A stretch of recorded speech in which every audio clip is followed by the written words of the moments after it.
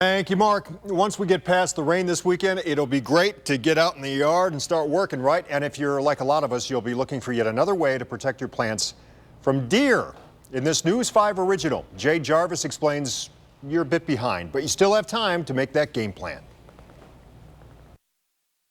Here are all the stubs of the trillium. They ate it right down close. Craig Schrader takes care of a garden at Holden Arboretum in Kirtland. He's on the deer defensive no matter what time of year it is, but spring is his biggest challenge. Right now they've just come through winter, so they're hungry and they're going to eat whatever they can. While deer aren't too picky about what they'll eat, there are certain plants they think are especially tasty, so using different methods of protection is the best way to preserve your garden. I use a spray, a foliar spray on the plants that I want to save that I know they're going to eat. But there are things you can do even earlier in the season when plants are just beginning to grow. I put down a fertilizer called Milorganite, and that's right on the ground, and then they have to put their nose right in it to chew those new shoots. They won't do that with that stuff. There's also another smell they don't like that you can get right off the shelves at home and garden centers. A coyote urine, where it's actually the urine of their natural predator, that you can go and you can add it to little applicator bottles and you hang them around your plants, and that also gives off an odor to deter the deer. If you've tried all that, how about making some noise with the scarecrow?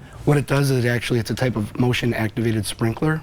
So you can kind of hook this up, stake it in your yard, and when the deer run through your yard, it pretty much just turns on and makes a loud noise. But if you want to keep things quiet and the strong smells to a minimum, consider fencing your property or the most vulnerable of your plants. Jay Jarvis, News 5.